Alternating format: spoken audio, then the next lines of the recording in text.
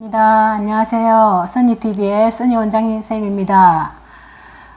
오늘은 제가 왜 책을 쓰는가 라는 제목의 책을 갖고 나왔는데요.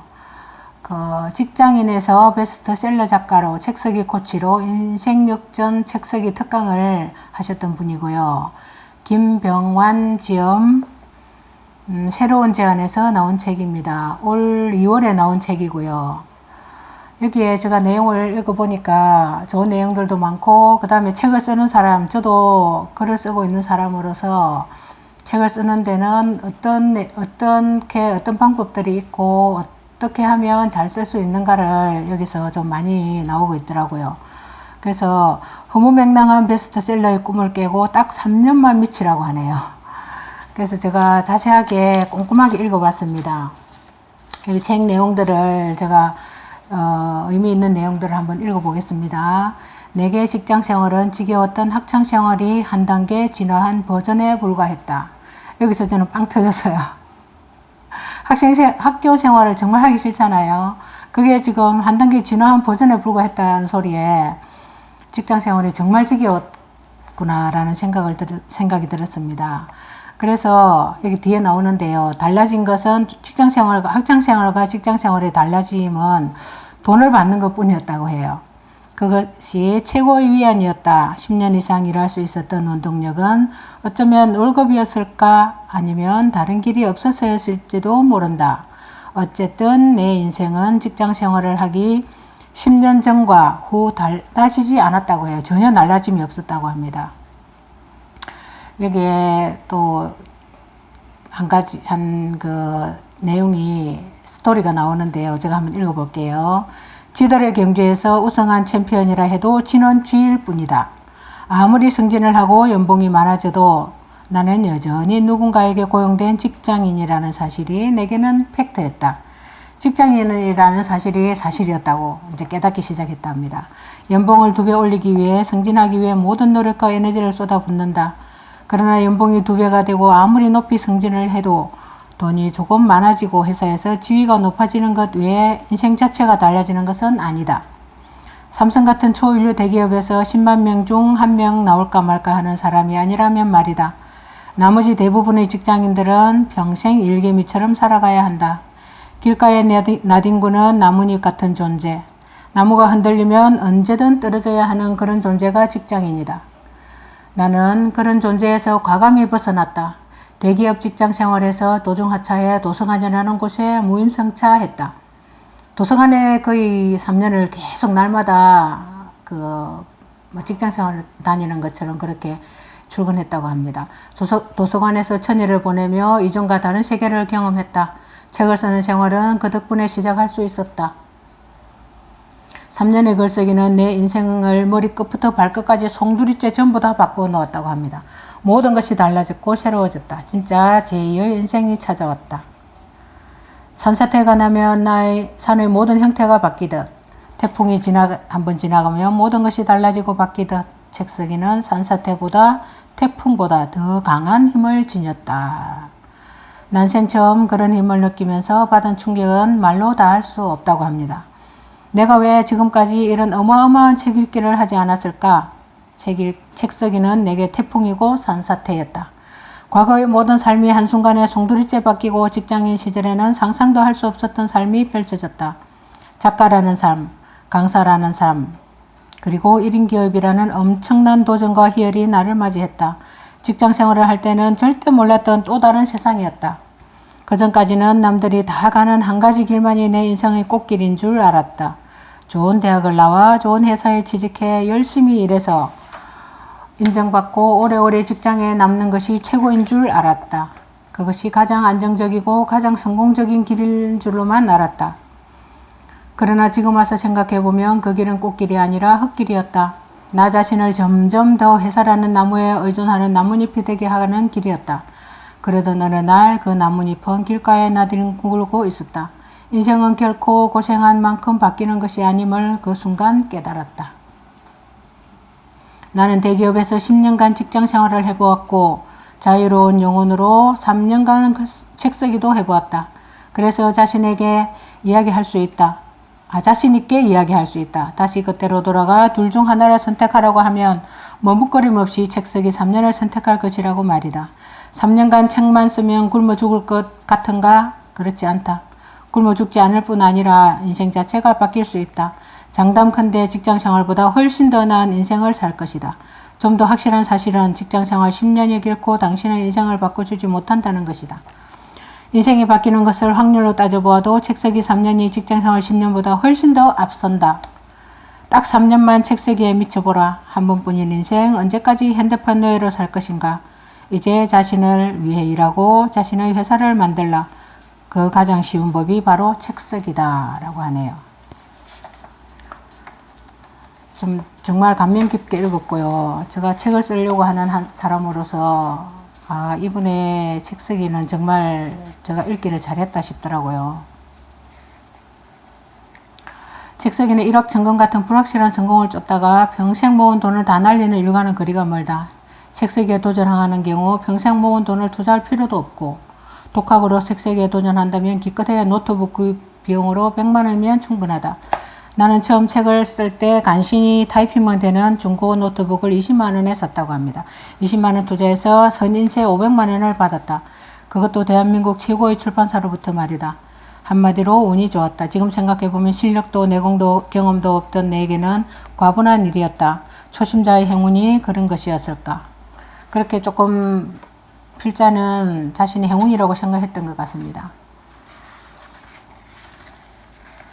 자, 풍요로운 삶을 위해 가장 필요한 것은 돈이 아니라 내적 성장이며 의식 향상이다. 책쓰기는 내적 성장과 의식 향상을 동시에 장착해주는 강력한 무기다. 게다가 책쓰기는 경제적인 풍요로움과 사회적인 지위 향상도 가져올 수 있다. 사실 일생에 한 번이 아니라 평생 책쓰기에 미치라고 말하고 싶다. 평생 책쓰기를 하는데 가장 중요한 것은 첫 단추를 잘 끼우는 것이고 책쓰기의 첫 단추는 최소 3년간 책쓰기를 하는 것이다 라고 나와 있습니다.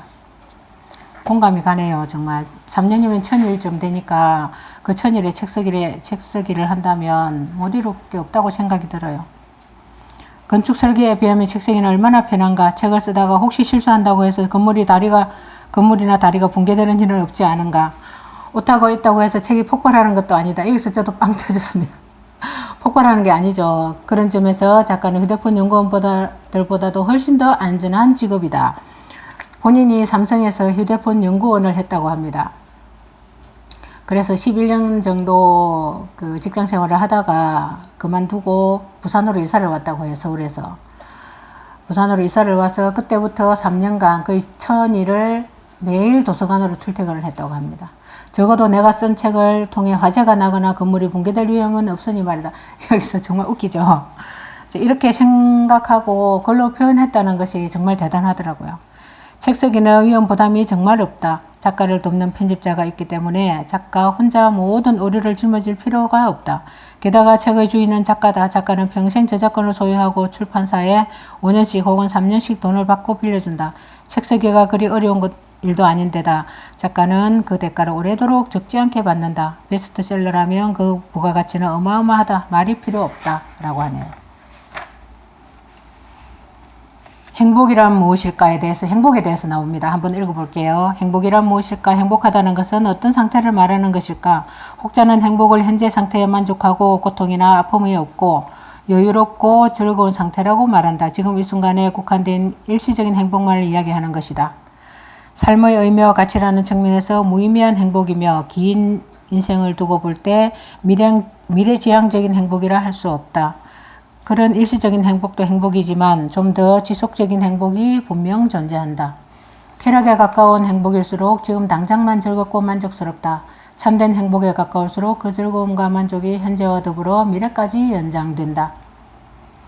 독서에 미치면 좀 더 참된 행복에 가까워진다고 말할 수 있다. 독서는 기쁨과 자기개발이라는 두 마리의 토끼를 잡을 수 있게 해주는 수단이다. 이론의 여지가 없다. 그러나 독서보다 한층 더 독한 것이 있는데 그것이 바로 책쓰기다. 책쓰기는 독서보다 좀 더 미래지향적인 행복을 보장해준다. 책쓰기에 미치면 책쓰기를 하는 동안 희열과 쾌감은 당연한 보상으로 주어지고 덤으로 자기 자신이 훌쩍 성장하고 인생에 도약하는 경험을 얻을 수 있다 라고 하네요. 자, 나는 내 삶을 주도적으로 살고 싶었다. 내 삶의 주인공이 되고 싶었다. 주체적으로 생각하고 주도적으로 계획하고 주인의식을 가지고 살아보고 싶었다. 현실이 그것을 거부하자 내가 먼저 현실을 거부한 것이다. 라고 합니다. 그래서 11년 다닌 직장을 그만두게 되었고요. 정말 그 가치 있는 일을 다시 시작한 것 같아서 박수를 보내드리고 싶습니다. 그것도 40대 젊은 나이라고 해요.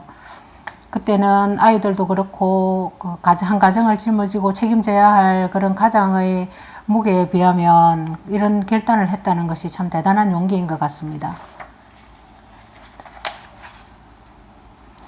여기 주옥 같은 그 내용들이 참 많습니다. 여러분도 한번 꼼꼼하게 읽어보셨으면 좋겠고요. 저기 몰입에 대해서도 나옵니다. 몰입이라는 것은 그 한경지에 오르는 그런 것점에 우리가 알고 있었는데, 제가 몰입에 대해서도 이렇게 다양하게 시각을 가지고 글로 표현했다는 것에 제가 새삼새삼 놀라면서 읽었습니다. 한번 읽어보겠습니다. 내가 경험한 몰입 독서는 책을 읽는 동안 독서가 세상 전부라 믿고 독서에만 빠져드는 것이다. 세상 근심을 모두 잊고 시간 가는 것도 모르고 말이다. 이때 말로 표현할 수 없을 정도로 강렬한 쾌감이 느껴진다. 이는 뇌에서 쾌감 호르몬인 엔도르핀이 분비되기 때문이다. 우리 몸에 무해한 강렬한 쾌감을 느끼게 해준다는 이유로 엔도르핀은 몸 안에서 만들어지는 모르핀이라는 별명을 얻었다. 나는 몰입 독서 덕분에 수많은 책을 좀 더 쉽고 빠르게 읽을 수 있었다. 그뿐만 아니라 다작을 할 수 있는 작가가 되었고 베스트셀러도 몇 권 쓰게 되었다. 몰입 독서에 숙달되자 어느 순간 하루에 10권 이상의 책이 눈에 들어왔다. 나중에 안 사실이지만 몰입 독서가 전두엽을 활성화시켜서 그렇다고 한다. 뇌의 가장 고차원적인 인지활동 영역이 바로 전두엽이다. 그렇게 몰입 독서를 하다 보니 책 읽기가 내 삶의 유일한 기쁨이 되었다. 심지어 평생 책만 읽고 싶다는 생각이 들기도 했다. 몰입을 경험한 사람들은 그런 행위를 반복해서 하는 경향이 강하다고 미하이 칙센트 미하이 박사는 말한다라고 합니다. 저는 아직 몰입이라는 경지에는 도달하지 않은 것 같습니다. 그렇게 쾌감을 느끼거나 그런 적이 없었어요. 그냥 책 읽기, 하루에 한 권 정도 책 읽기를 몇 년 동안 꾸준히 했던 것 같아요. 그래서 책을 보면 그 대신에 어느 것이 중요한 단락이고 어느 것이 내가 읽어야 할 단락인지는 분명히 아는 것 같습니다. 그것도 어떻게 보면 큰 쾌거라고 할 수 있겠죠. 자, 나처럼 3년에 1만 권을 읽으면 구체적으로 무엇이 변하게 될까? 나 같은 경우 1만 권 독서 이전에는 아주 작은 범위만 생각하며 살았는데 그 이후 사고의 범위가 확대되었다고 합니다. 이전에는 지극히 개인주의적이었고 소시민적 사고로 했다면 그 이후에는 국가와 민족, 나아가 범우주적으로 사고하게 되었다고 합니다. 생각의 범위가 넓어지는 것은 물론이고 생각이 시간적인 제한도 무너졌다. 생각의 시간적인 제한도 무너졌다. 가끔 죽음 이후도 생각하게 된다. 죽음이 두려운 존재만이 아니라는 생각이 들며 운명에 순응하는 것도 배우게 되었다. 자, 여기서 1만 권 독서 끝에 깨달은 사실을 정리한 부분이 나오거든요. 여기 한번 읽어볼게요. 여기 읽어보고 제가 마지막에 마무리를 하겠습니다.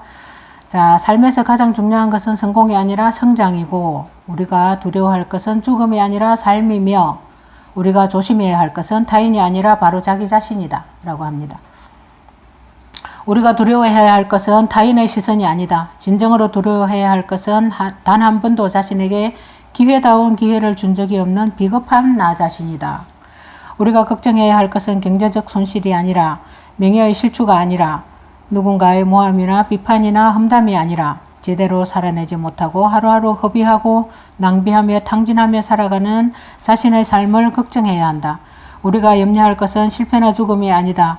제대로 살아내지 못하는 삶, 자신에게 성장의 기회조차 주지 않는 잔인함, 두려움에 사로잡혀 그 어떤 도전도 하지 못하는 비겁함을 염려해야 한다.